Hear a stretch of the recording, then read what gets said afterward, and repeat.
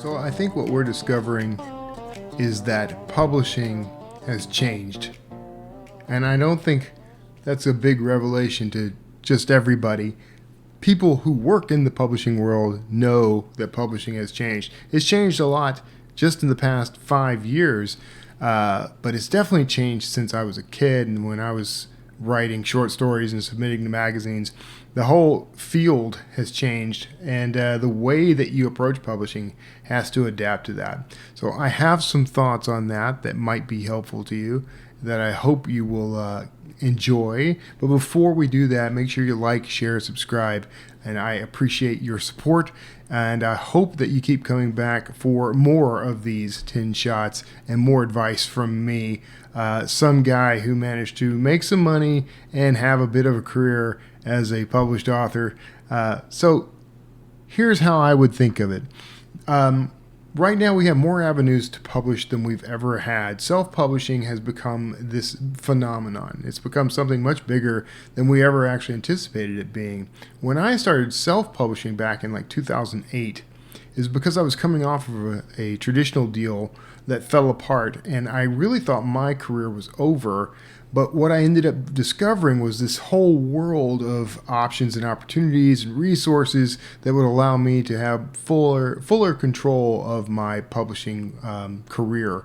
And now that I am doing more traditional stuff again and kind of courting that world again, I'm taking everything that I learned from all that, because what I'm seeing is the traditional world is shifting toward a more self-publishing oriented model. The way they're doing things is borrowing from the self-publishing community.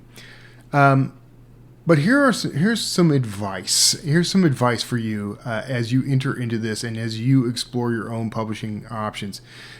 Recently, I was part of a podcast, a live stream, and it kind of came up. It was like almost like the question of, should I self-publish or should I traditional publish? And the advice given by someone I respect, love, admire, was that he would advise that if you have any inclination toward traditional publishing at all, if that is your in-game goal, then you should go straight for that rather than self-publish. Respectfully, I have actually given that advice recently, and now I've come back around, and respectfully I have to now disagree. I don't fully disagree. If that is what you're after, if that's the thing you're trying to accomplish, then by all means do that. But here's what I'm seeing. There's a huge uptick in writers who self-published their work and ended up with traditional deals, or ended up getting movie deals or streaming deals. Basically, they ended up with massive cultural success despite the fact that they started by self-publishing. So I think it really depends on what you want the trajectory of your career to be, how comfortable you are with letting go of control of the work. And frankly, I'm starting to see that the TradPub world doesn't necessarily have a better eye for this stuff than the individual now. You know what a story looks like. You know what a story should feel like. Tell the story and make it as good as you can make it. Polish it as much as you can polish it. But I would strongly consider these avenues of self-publishing. And avenue number one, of course, is to literally self-publish a book using services like Kindle. Kindle Unlimited is one that is exclusive. KDP Select is the Amazon program that is non-exclusive, that will allow you to publish your ebooks and even your print books and audiobooks now to the Amazon platform. But then there are aggregator services like Draft2Digital and PublishDrive that will allow you to publish to all the different retailers out there, all the people who, like Apple and Kobo and Google Books. Google Books can be a little tricky. Tolino, all those. And so you can distribute your book worldwide through those platforms, and all you're giving them is a cut of revenue in some cases. With Draft2Digital, that's the case. 10% cut of the revenue from the book. Or with PublishDrive, I think you actually do pay you can pay them and you can receive 100% of your royalty, but you have to pay per book a certain amount of money. I think it's $100 a year. So you need to be weighing that. Now, so that's one avenue. But another avenue of self-publishing people don't quite think about is publishing to sites like Substack, Medium.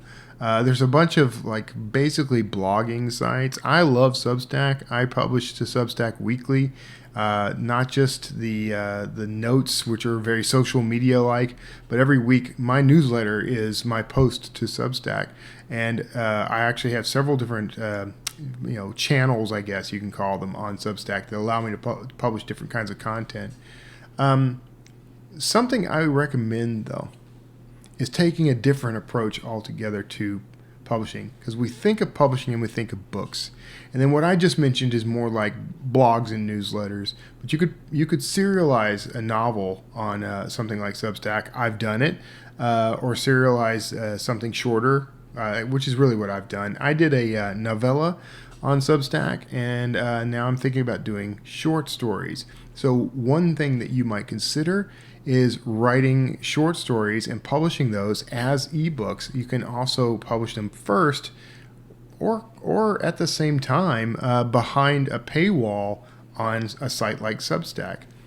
The reason I kind of recommend this, and the reason I'm going to start leaning in on this, is one, it increases the volume of your work, and it's a little more rapid than working on novels. It sometimes takes a great deal of time to write and polish a novel.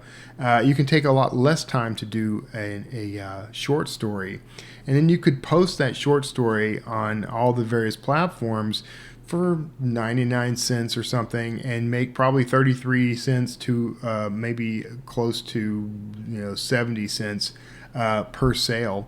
And if you put it behind a paywall on Substack, for example, then you can attract subscribers who want to read that work, who will pay to have access to that library. So one of the things I'm planning to do is start posting short stories behind the paywall, and subscribers who are paid subscribers on Substack get to read those for that subscription price. Otherwise, anybody could buy them off of Amazon or Kobo or Apple or wherever for 99 cents. So that's one way I'm kind of going to expand, because the plan for me is I'm going to start, I'm stealing a page from Stephen King's book. Apparently every Monday he writes a short story. I'm going to start writing a short story every week and start publishing those pretty regularly with, they're polished, they're edited, they have nice covers.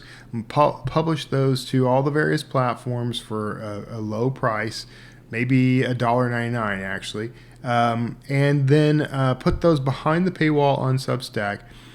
And then every year I'm going to collect all those short stories into one collection and release that collection for people to purchase and enjoy.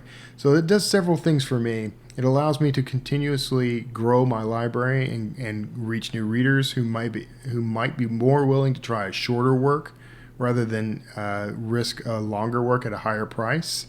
And it gives me something that can encourage people to support me on Substack.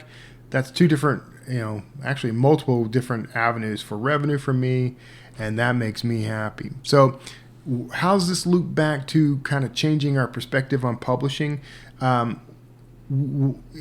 Seth Godin, if you're not familiar with him, he's an influencer. Go find him. He's a marketing genius. He once said that the definition of a book has changed. What we've always thought of as a book is these, hardbound or paper-bound pages that we would, have to carry with us in a bag or pocket or whatever.